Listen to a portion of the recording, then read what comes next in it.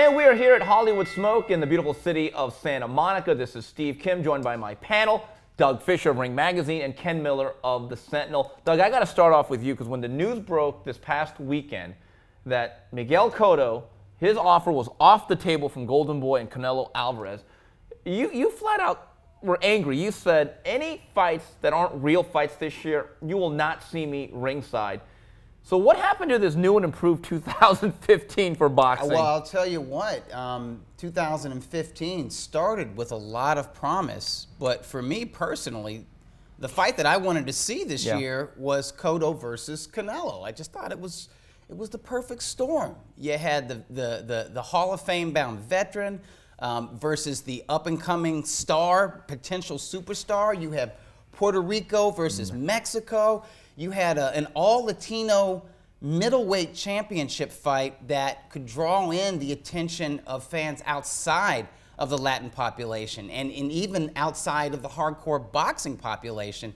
And this was a fight that they were talking about maybe even staging in Texas in the type of venues where we could have more than 30 or 40 or 50,000 fans attend. This is the kind of thing that boxing needs. So obviously, I was hyped up. Oh, and I forgot to add, style-wise, that was a great fight. Those two guys going at it, not taking a backward step.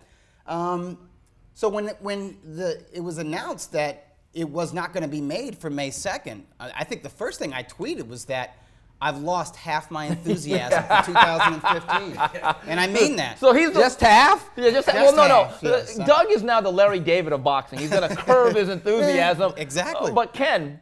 Well, at least he's not getting barred like you. That's next, though. He might be next. We don't know that yet. We're going to find out. Ken, are you bracing yourself? Get ready for the middleweight championship of the world, the rematch that nobody wants, Cotto Mayweather. No, I'm not. I'm not. And I don't think the traditional boxing fan, Doug and I was also talking about this, they'll say, oh, no, we don't want to go see it. We're not going to see it. But soon as the fight happens, they'll start paying for it. That fan that was on the fence, that's clamoring and craving for Pacquiao Mayweather, they're not going to watch it. I'll tell you something. My newspaper does not want me publishing anything about Floyd Mayweather. Really? Hold on. Wait. I find that stunning. You are part of the largest, oldest African-American paper. That is correct. Floyd Mayweather, by any account, no matter what you think of him, is one of the most popular, famous athletes and powerful athletes in the world. And black. Right. I didn't notice that. But But they are doing an embargo on money. Why? Right. And well, I think what's really, our publisher is an old ground civil rights guy, and while he's retired, his son kind of shares a lot of what he feels. His son is kind of like the publisher in-house. And he thinks that Mayweather's a bad example for young African-American kids with the gambling and making it rain. And basically what he's saying, look, I've got veto power to say, okay, look, if I want to run this story, I'll run it.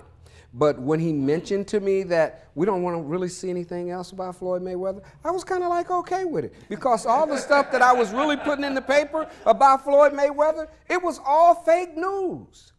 You know, it was like his reality show. It was like his 24/7. It was fake. Yeah. Mayweather says stuff that's just for sound bites. Guys, let me just say this. I think the battle for this fight was really, and I thought this was the cart before the horse. This was about getting May 2nd.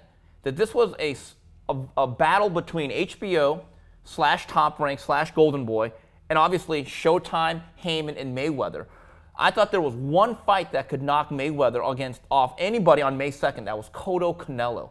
I'm getting the sense in talking to sources that this is all tied in together, that Cotto always knew he had that fight in his back pocket. Right. So I don't think he was ever really negotiating as hard as Canelo was to make this fight. Oh, yeah. I think that was clear, wasn't it? Yes, and that's why I think Oscar just did the Kevorkian and pulled the plug. And then second of all, I think this has been a charade. I don't think Mayweather and Pacquiao was ever going to happen on May 2nd, knowing that they had Miguel Cotto warming up in the bullpen. But is Mayweather Cotto 2, is that the fight that CBS Showtime need in order to recoup their investment in one Floyd Mayweather? Ken, you said from the beginning you thought this fight was going to happen. I think if it happens, it might be September. Yeah, but, I still. And when you're saying this, you're talking about Mayweather-Pacquiao. Yeah, maybe 2018 or 19. Yeah, no, this September. Never-ending story. Here's why I think that this fight will happen. I certainly believe that there's true validity to Cotto Mayweather.